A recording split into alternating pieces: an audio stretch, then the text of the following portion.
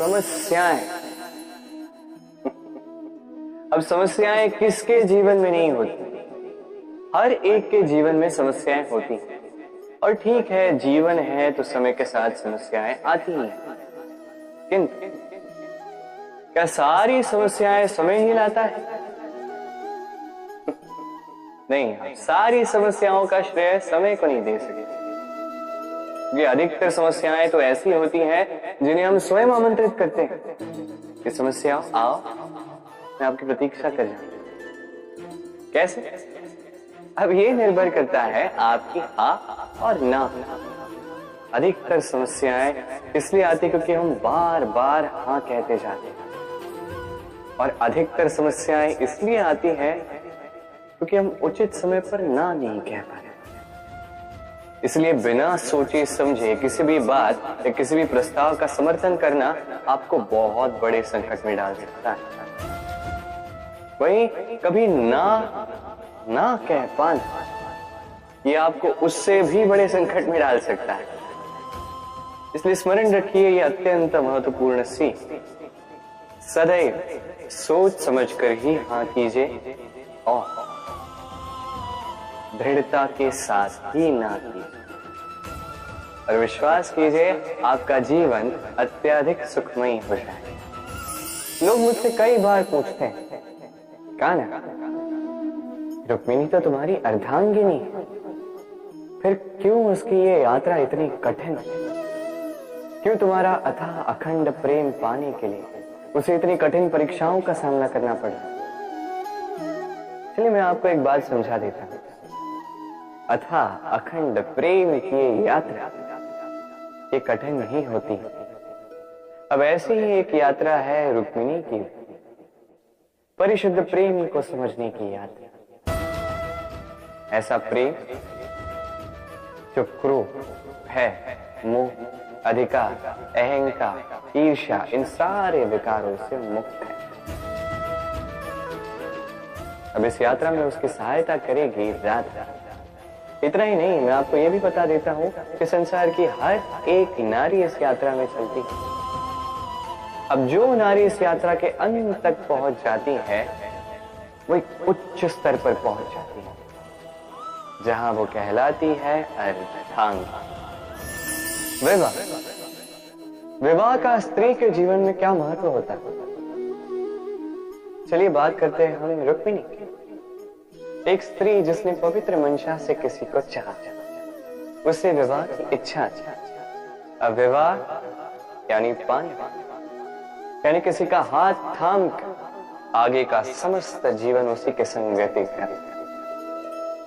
मेरा हाथ थाम कर रुक्मिणी को विवाह सुख तो अवश्य मिले, किंतु उसकी ये प्रेम यात्रा, इसका अंत नहीं हुआ, ये तो बस आरंभ हुई। अब रुक्मिणी के जीवन में ऐसा पड़ाव आरंभ हो चुका है जहां उसे स्वयं उस व्यक्ति को पहले समझना होगा जिसका हाथ थाम कर उसके संग समस्त जीवन व्यतीत करने का निर्णय उसने लिया। अब एक क्षण जो है हर एक के जीवन में आता है, हर एक यानी आप भी, आपके जीवन में भी एक क्षण अवश्य आएगा, तो इसके लिए सज्ज रहिए। अपने मन में जितने भी विकार हैं उन्हें कहीं त्याग दीजिए और परिशुद्ध प्रेम से, पवित्र मन से जीवन साथी को समझने का प्रयास कीजिए, बिना किसी अपेक्षाओं। यदि ऐसा करोगे तभी इस कठिन परीक्षा में उत्तीर्ण होगे, अन्यथा नहीं। कुछ लोग ऐसा सोचते हैं कि परिश्रम करने की आवश्यकता ही क्या है? इस प्रकृति ने हमें सब कुछ दिया है, जन्म दिया है, जीवन दिया है, ये प्रकृति हमारा पालन पोषण भी कर ही लेगी। आप बताइए, कभी आपने देखा है सिंह को सेवा करते हुए? नहीं ना। कभी आपने देखा है पक्षी को चाकरी करते हुए? नहीं ना। फिर भी उनका पेट तो भरता ही है। चलिए आपकी ये बात मैं मान लेता हूं।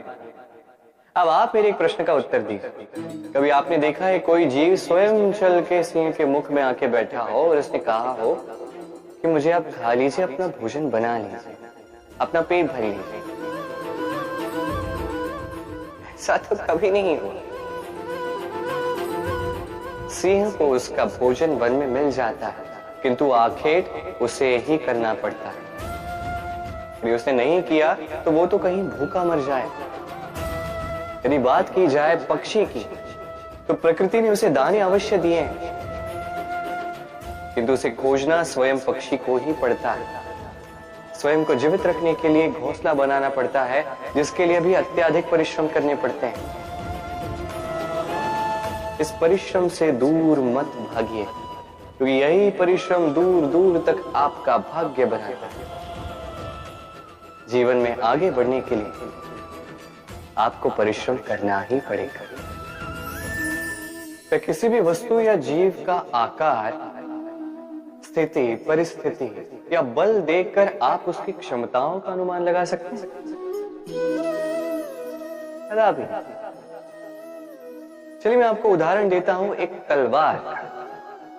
तलवार जिसे आप बड़े बड़े युद्ध जीत सकते हैं, बड़े बड़े राजाओं को परास्त कर सकते हैं।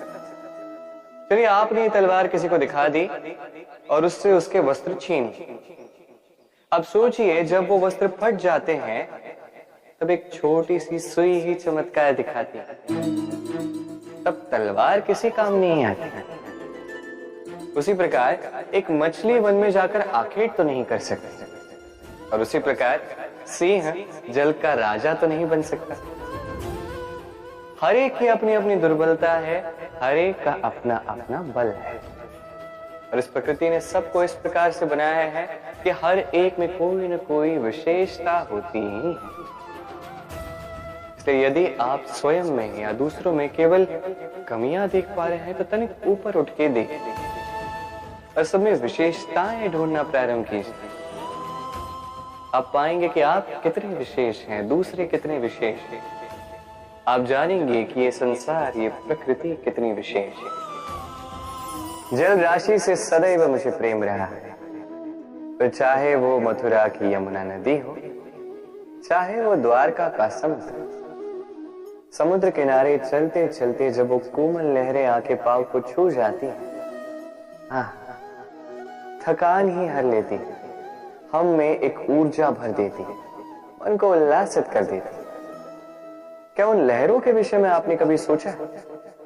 यही लहरें जब तट पर आती है, छोटे कंकड़ों से टकरा कर बिखर जाती हैं, और समय ऐसा भी आता है जब यही लहरें इतनी कठोर हो जाती है कि विध्वंस फैला देती है, सब कुछ नष्ट कर देती है।